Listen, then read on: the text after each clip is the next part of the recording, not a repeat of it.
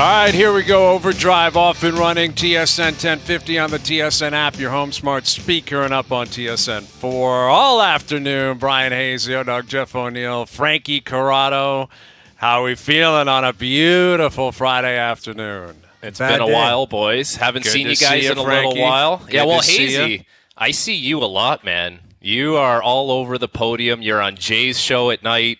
I've been workshopping a couple nicknames for you. Mm-hmm. Hazy SC instead of Hazy B.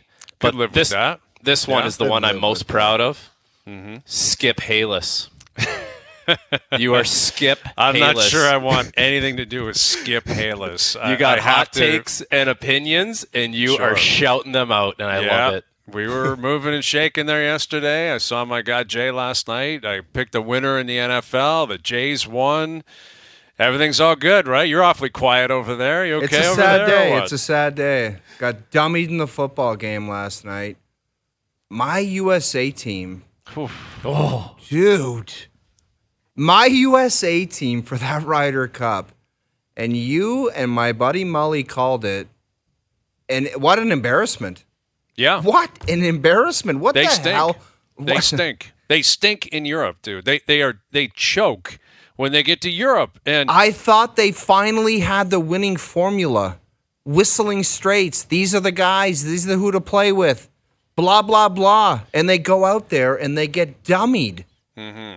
Your boy Bobby McIntyre fist pumping out there on the greens. I love Bob McIntyre. That guy. Scottish legend. Him and William Wallace. William Wallace and Bob McIntyre, the two greatest Scotsmen of all time. Outrageous. But in their defense, okay, USA did not play horrible. The Europeans were on fire. Those guys are a bunch of killers. But I will say this. A lot of those American players haven't played a tournament since the FedEx. A lot of those guys haven't played the Italian Open. They're at Marco Simone. What, man? That and they picked it was buddy. It was a buddy fest picking that team, and now that's what you get. Yeah, well, you know what sticks out for me is that Bryson DeChambeau may have helped today. Dustin Johnson might have helped today, right? A couple of live guys who were not brought in because, you know, we got to have Ricky Fowler over there. What's that short par four, Hayes? Justin Thomas. That 297-yard par four, I think that's a 4-iron for Bryson DeChambeau. That's an 8-foot eagle putt for him with a 4-iron. And with those two guys, they're still getting dummied, right? It's 6.5 to 1.5 like you said, the Europeans showed up, man. McIlroy was unreal. Rick Hovland is the hottest golfer on planet Earth. Victor Hovland is the best golfer playing today. But now it's really starting to get pathetic. Zach Johnson's claiming that they're not feeling well. And, that is so embarrassing after one day. And it very well could be legitimate. I'm sure there are guys who are not feeling great.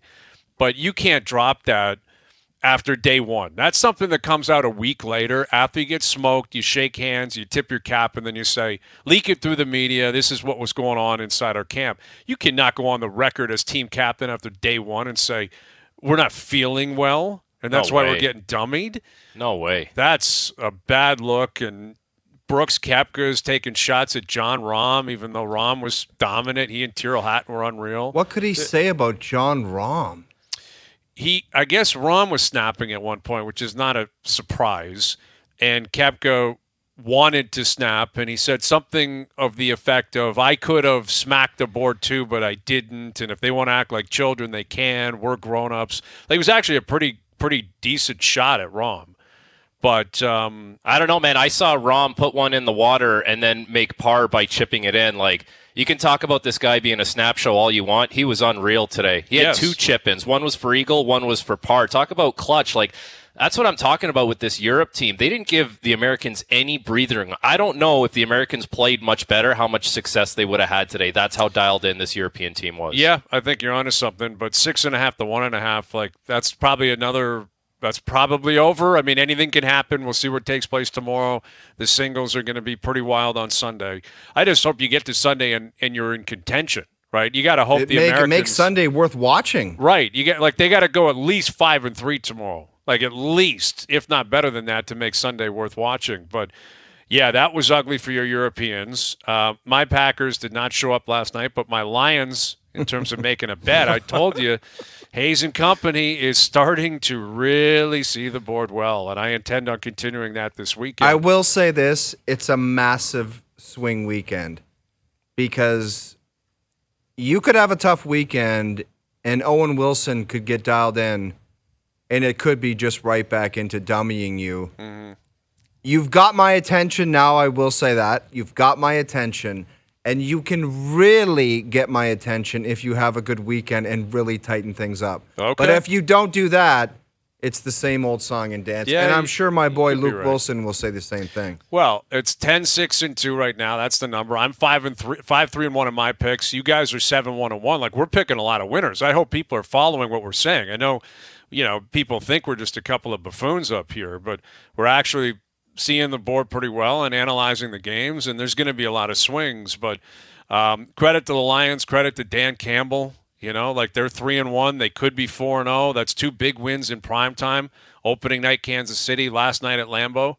They look good. Jared Goff looks good. They look tough, right? Like Dan Campbell gives off that vibe. The Lions look like a tough team in the trenches, and they dominated the line of scrimmage last night. So credit to Detroit.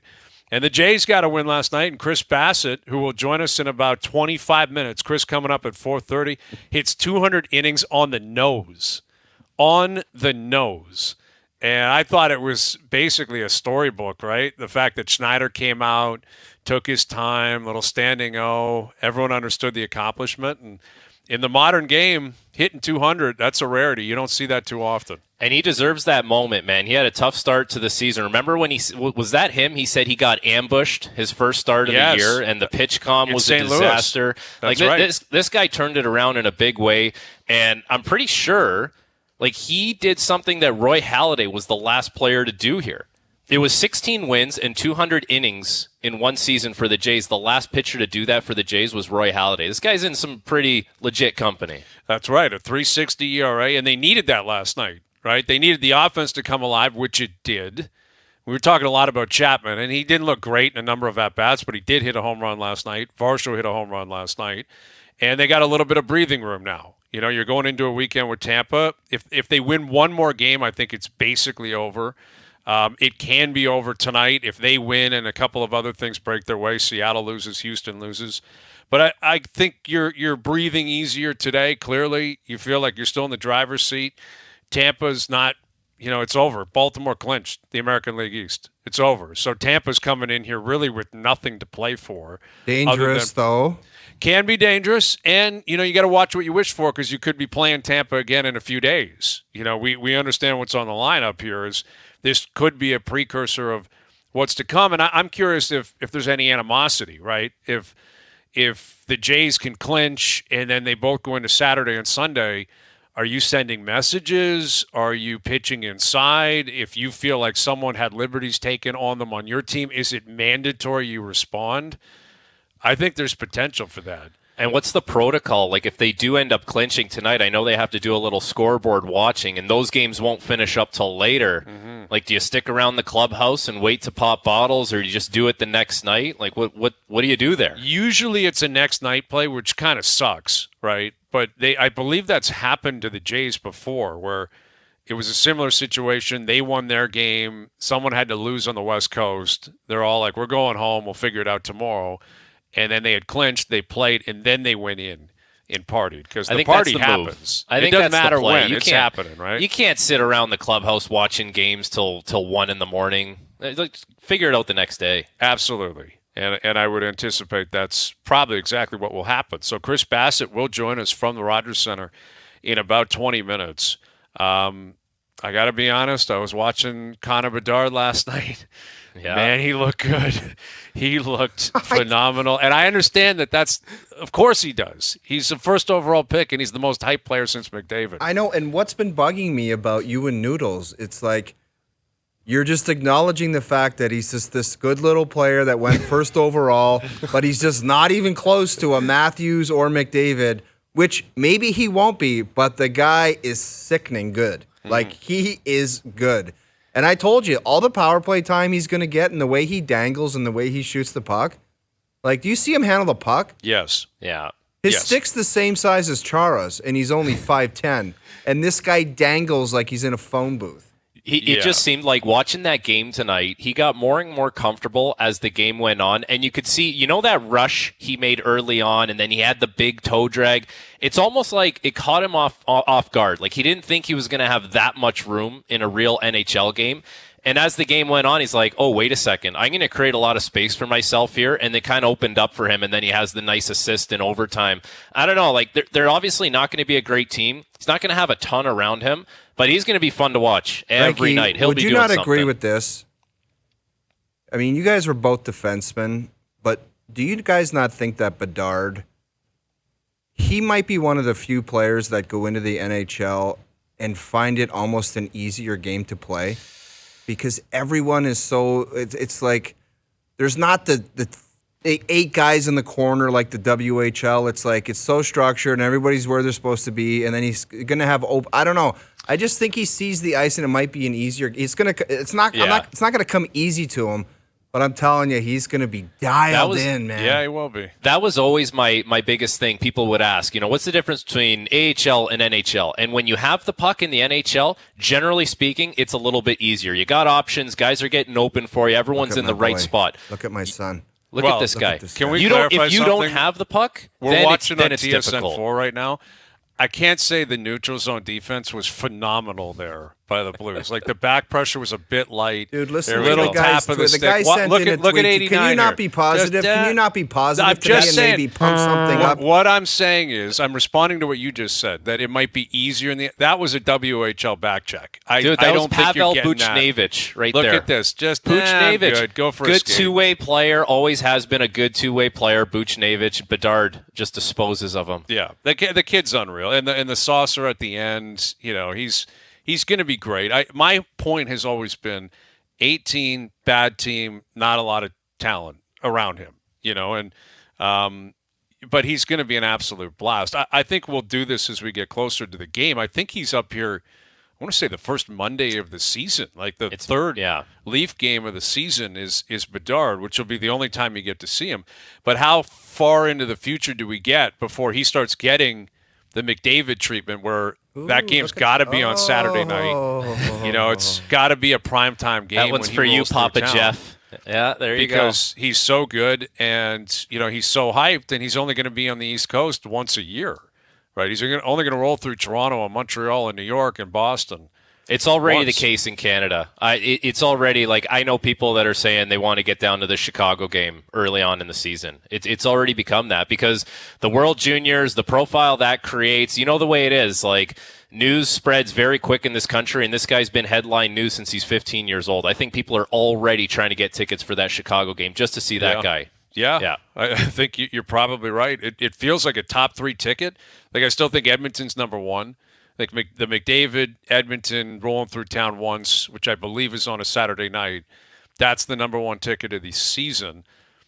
Bedard and the Blackhawks maybe too, just to place eyes on the kid. Well, how about this, just Hayes? to see him live. You can always say, I saw Bedard in his rookie season after, if you go to that game, right? Like, I know, like, what if you saw Ovi in his rookie season, Sid in his rookie season? I feel like that's something you'll tell, like, kids, grandkids, that kind of stuff. Let me ask you I think this, he's in that category. Let me ask you this, Hazy B. Are you willing to walk back any comments about production? No, I'm not. Based on This guy is I'm not outrageous, because listen, man. I've been saying 30 Where are goals, you at, Hayes? I'm Where at are you like at? 30 goals, 65 points. That's a great season. That's a phenomenal season.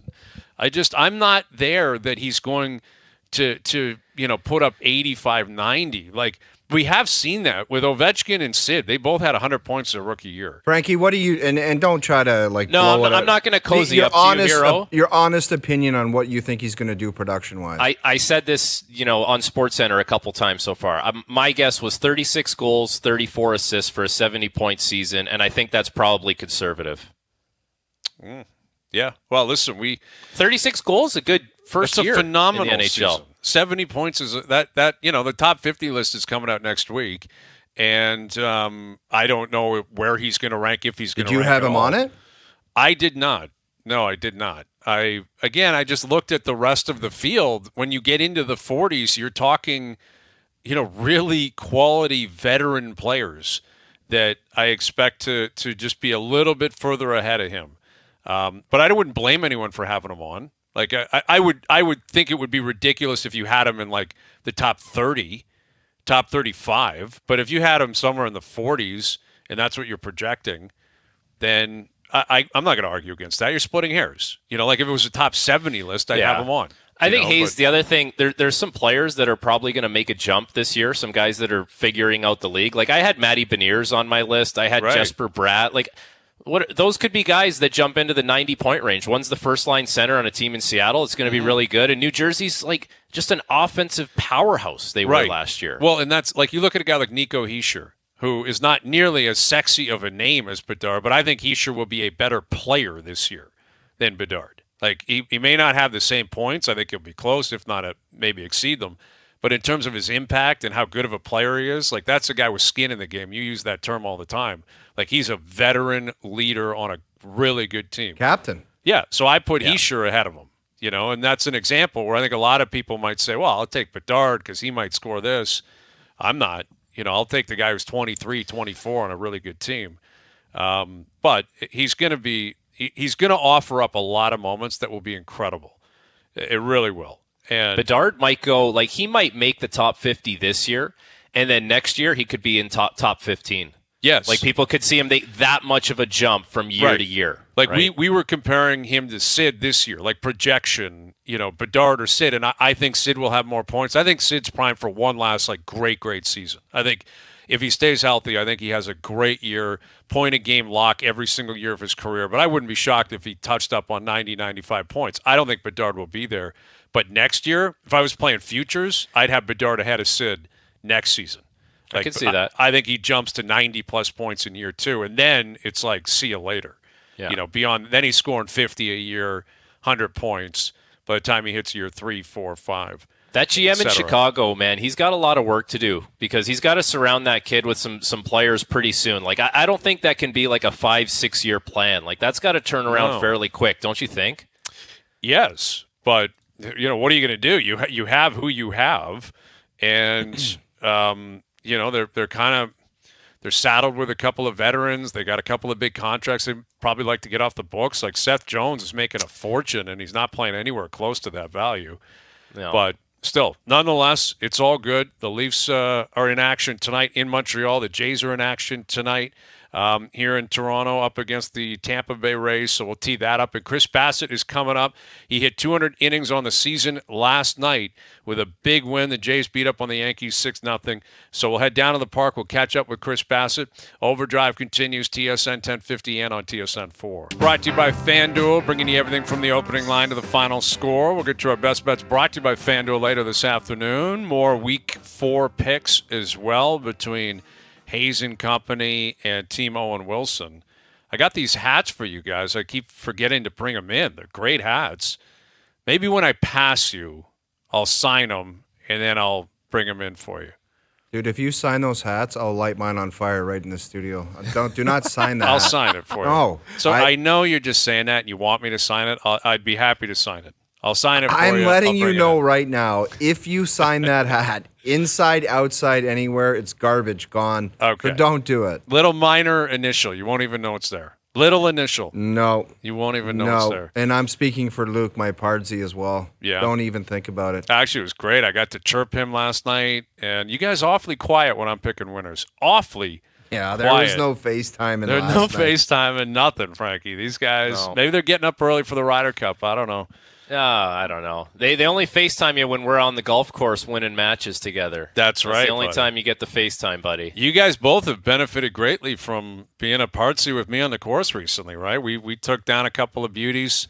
Oh, you and I, we did the same thing. And I think I'm going to have a double down of both in the next week and a half. I can't wait. Yeah, it's going to be outstanding. Yeah, I wonder if you'll be wearing your Hayes and Company hat. I intend on doing just that. Yes, I wear it everywhere. I'm very proud of that hat. I'll put it on later for the picks. All right, so the Jays are back in action tonight with the Rays in town. Beautiful weekend. Dome open all weekend, right? Has to be. It's been unbelievable weather, like 23 and sunny tomorrow, 26 and sunny on Sunday. Belt likes it closed. He does like it closed, and he did last night, and he was pointing to the roof. And listen, he's been pulling his weight all year, man. He had a slow start. He's had some injuries, but that signing's been a grand slam, right? Yeah. Same with Kiermaier, based on the way Kiermaier's hit, specifically in the 9-hole, the way he plays defense and just veteran leadership. It's really been a big year for a lot of the signees. You know what I was thinking, Hazy? Like I was thinking last night on the broadcast of the Jays game, they were talking about their starting rotation, and I was like, man, if Alek Manoah was where he was supposed to be, like kind of leading the charge, and it would be like Manoah leading it off, and then Gausman, and then Bassett or Barria. It's just like, that's a lot to handle. Well, you know what I mean? It would be a lot, but it's just, that's not the way it is right now. But man, would that be a sick little roster for another team to deal with? Well, it would honestly be, if Manoah just replicated what he did last year, it's probably the best 5-man rotation in Blue Jay history. Like statistically, that includes the World Series years. That includes even after they acquired Price and Stroman was back and Estrada was pitching like a stud. Like, I'm talking 1 through 5. Because you look at it, and I saw this, Codify Baseball tweeted this out earlier today, the number of pitchers with 31-plus starts this year on any rotation in baseball. The Jays have 4. Gausman, Bassett, Kikuchi, and Barrios. All 4 have started 31-plus games. They've all been healthy, which is a big part of basically defining the greatness of a rotation. But furthermore, they all have sub-4 ERAs, right? They've all got ERAs in the mid-3s. So not only are they going out every 5th day, they're giving a ton of innings and a ton of production. No other team in baseball has even 3 starters who have pitched 31-plus. A handful of teams have 2. 11 teams have 1. 11 teams in baseball have 0. More than a third of the teams in baseball do not even have 1 starter who has given them 31 starts. That's how impressive it's been. And a guy who's been right there leading a lot of the charge this year is Chris Bassitt, and he was outstanding last night. He hit 200 innings on the nose. First year in Toronto, he's got a 3.60 ERA. I would say it's worked out pretty well for him. We had the chance to catch up with him a little bit earlier this afternoon, and we began by asking Chris, how's it feel to hit 200 innings? Yeah, it's pretty awesome. Obviously, in today's day and age, it's pretty rare. So to be able to do that for my team, it means the world to me. So when you consider, what you were looking at last night, you had to get to 7 2/3. Again, you hit that on the nose, and then Schneider comes out. You get the standing ovation. People are jacked for you. Like, at what point in the game did you realize, okay, I have enough in the tank here. Things are moving in this direction. It's your last start of the season. I got to get to 7 2/3. Yeah, I mean, I'm not going to lie to you. I knew the number I needed to start the game. But at the same time, I'll be honest with you, I didn't think I was going to get there. I thought I was going to get to like somewhere around 198, 199, just because I knew I wasn't going to be pushed over over 100 pitches that much, just because obviously we have a lot bigger goals, and I was perfectly okay with that. But once the pitch count kind of showed, like in the 5th or 6th, that I was still pretty low, I was like, dang, I got a shot at this as long as I don't mess it up. So obviously they gave me a good amount of runs, so I was able to throw a lot of pitches that kind of got some weak contact and quick outs, and luckily everything fell in place. Was it basically a perfect situation, though, that you didn't finish the inning, you didn't have to, and you got to walk off and tip the cap last night? Yeah, for sure. No doubt about it. I mean, not just that, but obviously doing it in front of the home fans and stuff like that. I mean, I couldn't have wrote a better script for it. Chris, what's life like on the Blue Jays rotation? Night after night, you guys are going out, getting the job done, whether it's Gausman, yourself, Barrios has had a big bounce-back year. Kikuchi's getting his 13 hours of sleep a night, and he's going out there and he's pitching gems. Like, what's life like for you guys as a rotation? Yeah, it's so fun. The amount of fun that we have behind the scenes is pretty unmatched. I've been really, really blessed. I don't know why, but I've been blessed to have a lot of really good starters in my whole entire career. And this year is obviously, I think, one of the best ones ever. To have 5 guys with an ERA under 4. Obviously, every one of them are all-stars or former all-stars. I mean, it's not hard. It's not hard to have fun and have fun the right way and push each other in the right direction and give each other crap when we need to. It's been an absolute blessing. We're chatting with Chris Bassitt. You mentioned how fun it is to be a part of such a dynamite rotation, but how inspiring can it be as well when you watch Gausman pitch a gem and then Barrios, as Frankie said? Like, is there any nerves when you step up on the mound because you're thinking, I got to roll this over because, the previous 2-3 guys have been rock stars? Honestly, I think it's the exact opposite. I think there isn't any pressure on us just because we know, like, all right, if I have a bad game for whatever reason, it's not gonna go on to tomorrow. So we have a perfect group that's able to not only have a quality start, hopefully every single time they go out there, but I mean, if you have one bad start, so be it. We expect great things out of you the next start. So there's not really pressure of like one or two guys to really carry the load when you have five guys that can. Well, your team hasn't been shy to be vocal with the fans about getting to the ballpark and making some noise and getting behind this team. Like, how has your first year in Toronto felt playing at the Rogers Centre? It's been a hitter's park mostly in the past. Like, how have you felt like you got adjusted here as the season's gone on?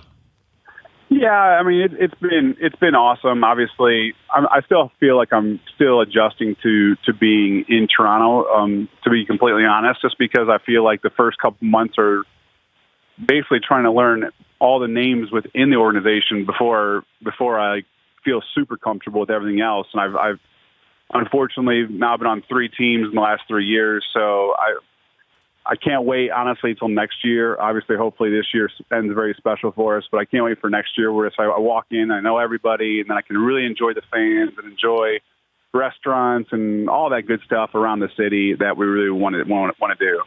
Well, now that you've hit 200 innings pitched this season, a career high, your statistics are off the chart. As you said, you guys still have a lot of baseball left. That's the plan here. But does that set the bar now? Like, do you show up in the spring thinking, I got to hit 210, 215 and lower my ERA or what? I hope. Yeah. I mean, my goal every year for my whole entire career, obviously this is the first year that I've been able to do it, but every year I want to make every single start and I want to get to 200 innings. I think that's kind of what my strength is I can eat a lot of innings and then I can be durable. Obviously Barrios and the run that he's had starting games is just it's something that I admire. It's something that I've told him so many times how much I love what he does. I love how hard he works and what he does to get ready. And then obviously, I mean, Gausman's just an absolute freak. And then you have Kikuchi and obviously Hyun-Jin Ryu, who I mean, he's got like 4 million innings somehow. But yeah, I mean, our rotation, it's so easy to root for, so easy to have fun with and work with. So you're 16-8 on the season, a 3.60 ERA, 200 innings. So I think it's all good that I bring this up. Earlier this year, how much did you hate PitchCom? How much did you want to fight PitchCom? I didn't hate it in the aspect of like kind of getting rid of signs and worrying about sign stealing and all that stuff. So I thought that was nice, but yeah, I mean, I definitely wish I had more time to get acclimated to it earlier in the year. Like, sure, we had it in spring training, but I mean, spring training, I don't know, I threw 10 innings or something like that. I honestly don't even know how many innings I threw, but I think the league has done a great job. When I say the league, I mean the players have done a great job to just basically take another change that MLB threw at us and rolled with it. And I think everyone's done really well with it. I like what MLB did. I like what the players did. Well, I mean, there was so much discussion on the pitch clock, right, leading into the season, and the statistics are right there in front of us. It's been a resounding success. I mean, it's amazing how much clock has been taken off in terms of per game. Obviously, it did not affect you, but was that another one of those things you're referencing that kind of baseball threw it at you? And as a veteran, it probably took you a while to adjust. Yeah, I think that's the issue that I've had privately with Mr. Manfred and obviously MLB was just like, okay, I feel like a lot of the things that we have done within the sport, obviously with COVID and stuff like that, I'll give everyone a pass with that. But I feel like within the last 4 or 5 years, we've had so many whether it be rule changes or different things that we've been doing, that I just keep on preaching, like, man, we just need consistency. Like, next year, like, let's have no more different rules. Let's just go into next year and say this was a great success of what we did in 2023. We're doing the exact same thing in 2024. Now, we may alter a couple things, but it's to help the players, not to change completely, like, the thought process and the timing of everything. I just think we need some stability when it comes to, like, a routine within our sport. And I think we are going to do that with talking with Mr. Manfred and the MLB. But yeah, I think that's the one caveat to all of it is I just think we need some I would say calmness when it comes to all these things. Sure. And you mentioned consistency a few times in this conversation in terms of coming here to a new team. You've been on a few different teams in the last few years. And that means a new battery. You're going to be dealing with a different guy behind the plate. And you've thrown to different catchers this year, but your statistics with Alejandro Kirk behind the plate, off the charts. His framing ability is obviously well known. But how big of an impact has he had on your season, and how much of an impact could he have on your future, knowing that he's likely here next year as well, and you guys can hopefully just keep rocking? Yeah, extreme impact on me. I think he's. I mean, I've been blessed with some unbelievable catchers with Sean Murphy and obviously James McCann last year.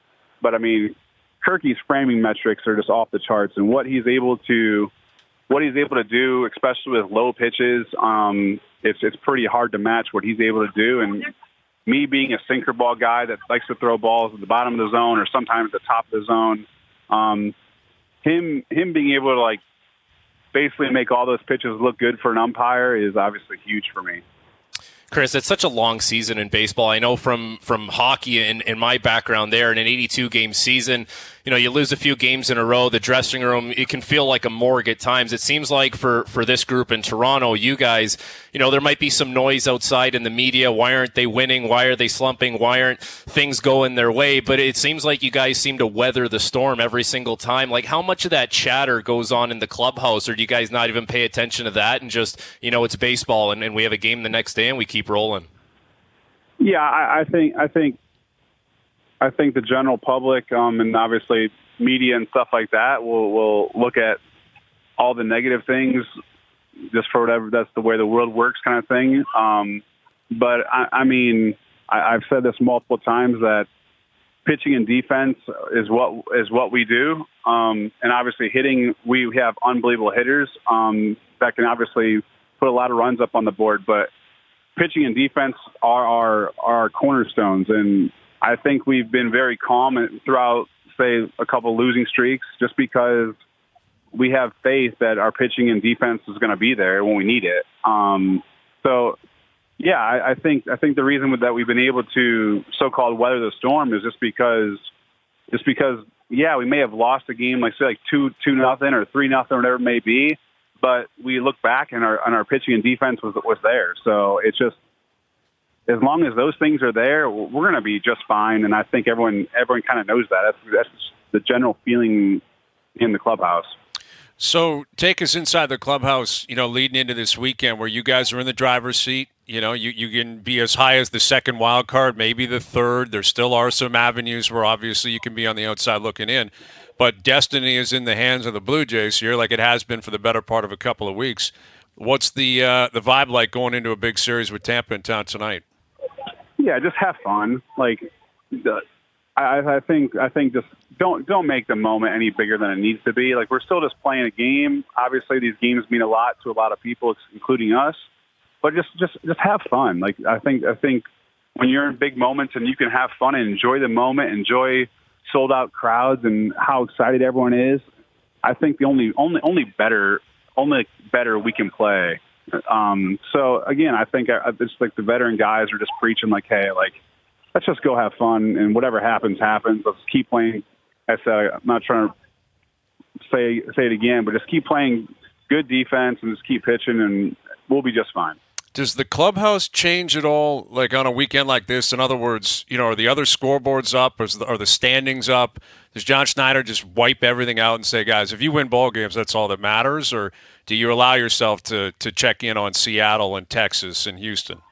No, yeah, we don't have any of that on in our clubhouse. We're not worried about anyone but ourselves. Honestly, we usually we have a couple movies playing in our clubhouse, especially in the training room and stuff like that, where a lot of guys are hanging out and getting ready for the game. We got whatever movie you kind of want on in there, and we're just relaxed and having fun and not worrying about anyone but ourselves. Knowing you won't be pitching this weekend, what do you think your role will be up on the top step? And are you helping the arms, the batters? Are you just relaxing, preparing for the playoffs? Like, what is Chris Bassitt doing this weekend? Yeah, I mean, we obviously are in a position where we can wrap this thing up before the last game. But I don't want to like eliminate myself. I got to prepare. In my head, I got to prepare that I am going to be available to pitch the last game of the year if we need it. And that's my thought process right now. Is okay. Like, I'm not thinking, all right, like a playoff game. I'm thinking, what is it going to take my body to get ready for that last game of the year? If, say, we need an inning or 2 innings, whatever it may be, that's my thought process right now with trainers and strength staff and all that. Like right now is just how can I get ready in 3 days? Well, it's going to be a really fun weekend, and we congratulate you, Chris. An incredible regular season so far. Like you said, possibly not over, but I think at a minimum we're going to see you, in a few days beyond Sunday. And hitting 200 innings, that's an incredible achievement. So congrats on that, and good luck this weekend. Really appreciate you finding time for us. Thank you, guys. I appreciate you. There he is, Chris Bassitt of the Toronto Blue Jays. Of course, we caught up with him a little bit earlier this afternoon, and he's prepping for the game tonight. The O-Dog was doing SportsCenter hits, right? There's a lot going on around here. You got a Leaf panel tonight, right? You know what? And it doesn't bug me, but I find it weird, and maybe it's something like it's part of the tradition of baseball, but there's a camera behind him. He's walking off. The whole stadium is acknowledging him. I just would have liked a little tip of the cap. Mm-hmm. But pitchers, they just, for some reason, they don't do it. And I don't know if that's like against the code or I'm missing something, but is it that hard to take your cap off and be like, thanks, and then just go in the dugout? Did you see, you know what I'm talking about? I guess it's an all-business approach, right? The ball game's not over yet. I know, it's a dude, big moment. but you're walking off and they're all right in front of you. Like, can't you just look up and be like, tip of the cap, and end of story? That would elevate the crowd. Like if Hazy B's out there level. And walking off and everyone's cheering for him, it would never happen. Dude, that's what happens on the SportsCenter set. He walks off the podium and everyone in the newsroom starts cheering and he just goes, "We'll see you guys tomorrow." Yeah, okay. But you know what I mean? Like just opposite. A little bit of a... Yeah, I hear you. A little acknowledgement. I don't know. Everyone's superstitious. Everyone's got their own thing cooking.